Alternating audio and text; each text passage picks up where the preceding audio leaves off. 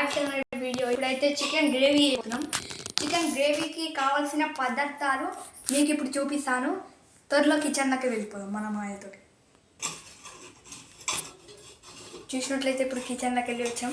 ఇప్పుడు మమ్మీ నేను చేస్తా, నువ్వు చెప్పు ఏం చేయాలి. 1 స్పూను ఆయిల్ వేసుకోవాలి. పెళ్ళి కదా.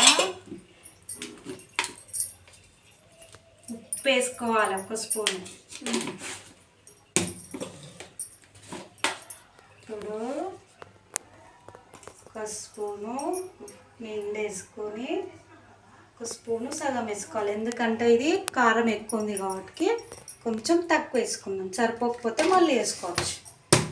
తర్వాత పసుపు,